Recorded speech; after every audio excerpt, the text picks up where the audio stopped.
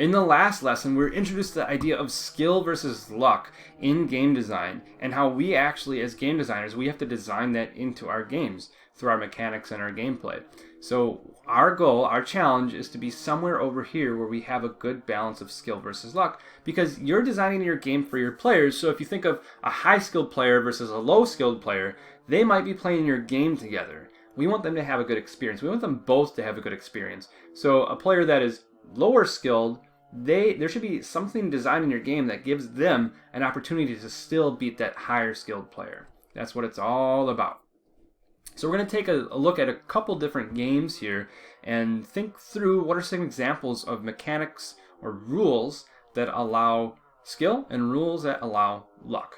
First game we're going to look into is Cosmotrons. So Cosmotrons is the game that my buddy Dave and I made, and Cosmotrons is a 4-player space battle arcade game. We've been working on it for over 3 years now in terms of today's recording date.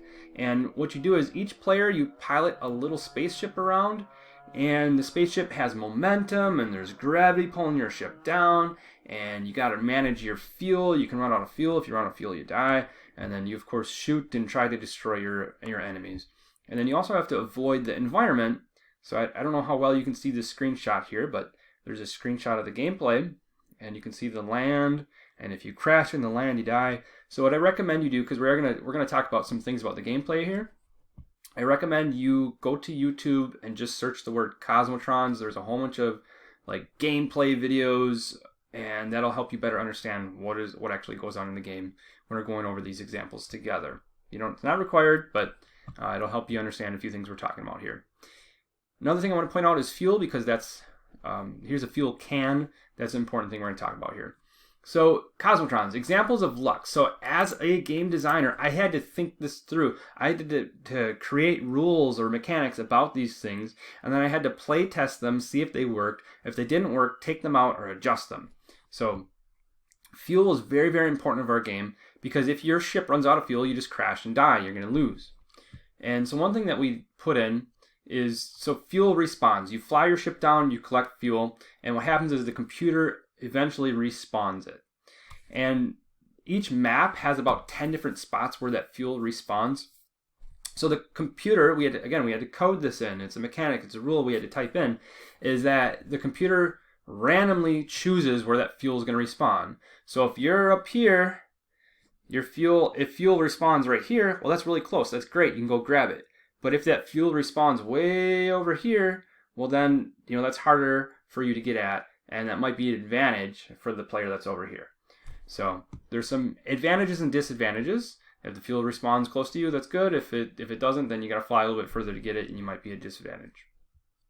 So the fuel respawns with a time delay, and as we said, it responds randomly. Through play testing, some things we adjusted that time delay. So right now, I think it's around 20-second time delay. Maybe at some point in the past, maybe we had it 30 seconds, and we just saw people were burning out of fuel too fast. So we decreased the delay time so people could get more fuel. Another thing we did is we adjusted the size of the fuel. We made it a little bit bigger, so it was easier to grab. So what that did is that made it so that lower skill player is more likely, or grabbing that fuel is more accessible for them. Another thing we added in Cosmotrons is environmental hazards. And some of these things are random in terms of when they happen. So for example, lightning, and then also stalactites. Stalactites are like in a cave, falling like chunks of rock that fall down and can blow up the ship. So with lightning, as shown here, so here's the lightning. What happens is, again, we had to program this. As a mechanic, we had to type in and program a rule, essentially, is the lightning occurs randomly, and it occurs randomly on the Death Valley map. And what happens is the computer randomly spawns a cloud, and then it randomly chooses a time between 20 and 40 seconds. And then, somewhere between 20 and 40 seconds, it randomly decides if it will strike lightning or not. And it's like a yes or no. Yes, I'm going to, or no, I'm not going to. And when the lightning hits the ship dies. So what happened was, our really high-skilled players, they really got annoyed by our lightning because the lightning was happening too often. And it was lasting on the screen too long, so those high-skilled players were dying a lot from it. They felt like that was kind of cheap. So what we did is we adjusted the values on the lightning, so the lightning does not last as long on the screen, and it does not happen as often. So those are some big things that we adjusted. In terms of examples of skill that we designed into Cosmotrons, the most important thing would be piloting your spaceship. And that is the core mechanic of Cosmotrons. That's the core enjoyment that like players should be getting out of Cosmotrons, is just flying their spaceship around. And that should feel good, and just that if you're a higher skilled player, you're going to have an advantage because you can put your ship where you want it. And if you can do that, you're more likely to able to pick up fuel and kind of get yourself in a good spot to shoot other ships and so on. So each ship has a set turn speed, acceleration speed, and if you crash, that causes a loss of life. So that's why piloting your spaceship is very important. So some things that we adjusted through playtesting is we adjusted the gravity strength, because our first gravity strength that we had was too strong. It was too high skill based, to the point that lower skilled players, first time players and so on, they really struggled to the point of not having a good time at all. So we lightened up our gravity strength a little bit to make it more accessible to a wider range of players. We also adjusted the ship turn speed. So if the ship turns really slow, that's going to make it harder to control. So we increased that a little bit, as well as increasing the acceleration of the ship. So if the ship's falling, we increase the acceleration. And those three adjustments made it a little bit more accessible for lower skilled players, but it's still very much skill based. Another thing that's very skill based is the shooting in our game. So for example, some rules are, if a ship gets hit with one bullet, that ship explodes. Some other examples of mechanics are, the bullets travel at a certain speed, and it can depend on the ship type. Some ships have faster bullets than others. So that's all very skill-based in terms of lining your ship up, and maybe ships flying, and you got to kind of lead them a little bit and try and time your bullets that they run into them. So through play testing, some things that we adjusted the bullet speed, because if the bullets are really fast, then that's not much skill is really needed. Also, if you can shoot a whole bunch of bullets, you probably don't need very much skill. And if the bullets are huge, you don't really need a whole lot of skill. So we had to try and balance this to where it still required a good amount of skill. And then there's some other examples there that you can see. Another game, very popular game, which we mentioned in the last lesson, Mario Kart, which I'm sure most of you have played. So I want you to think in your head right now, what are some examples of luck that's designed into Mario Kart, and what are some examples of skills that are designed into Mario Kart? So here's some examples that I came up with. So examples of luck, definitely a big, huge example, and this is a very fun part of Mario Kart, is what item you get. So a lot of you know you're driving your cart around, and then you run into these like question mark things, and that gives you an item. So the item is kind of random. I'm sure some of you have noticed that if you're like in like first, second, or third place, you tend to not get great items. You get like a banana or a green shell, and those are harder. Those require more skill to try and hit people with. Versus if you're like in fifth, sixth place or something like that, you might get like a red turtle shell, which is kind of like a heat seeker and follows people. You might get a star, which star makes you drive really fast, and then you can run into people and that makes them spin out.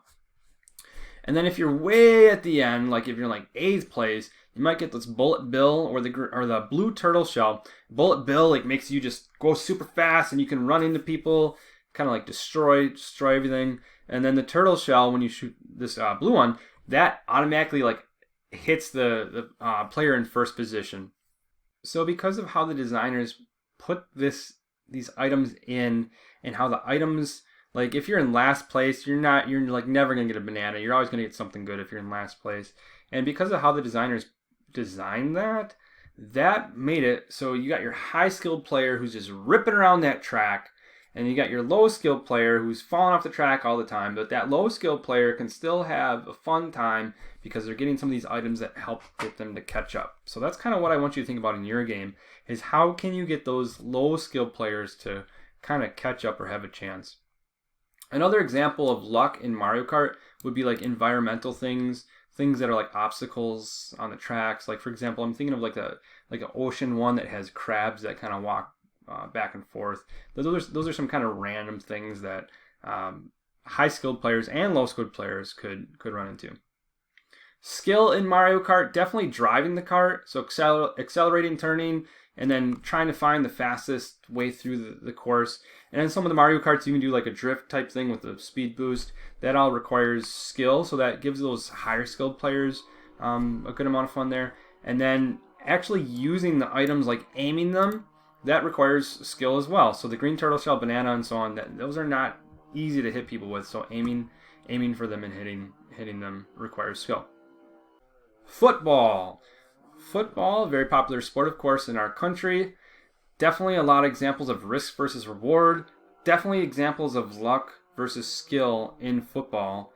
And I want you to think about what are some examples of luck versus skill in football.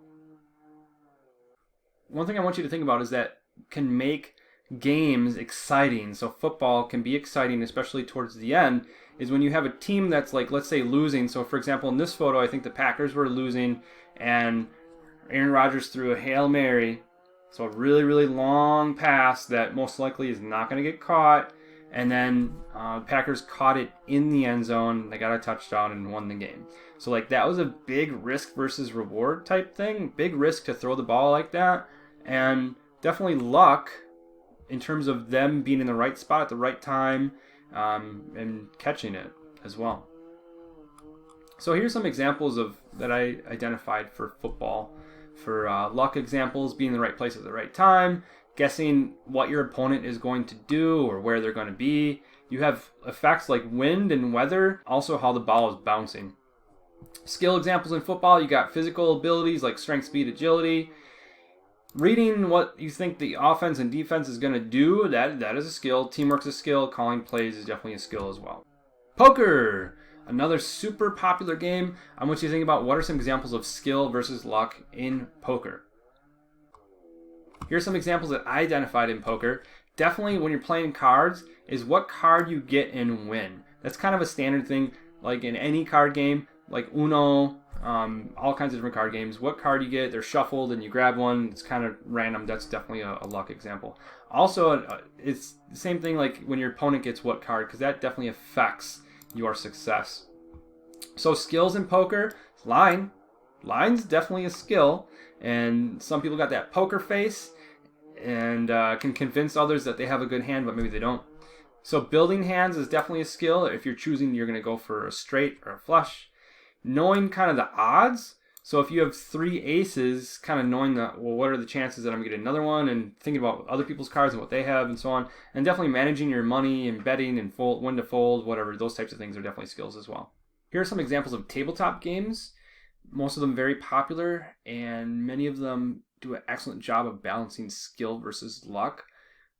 A whole bunch of different skills for each of these, but in terms of some common mechanics to create or cause luck in games would be, of course, dice and then pulling cards.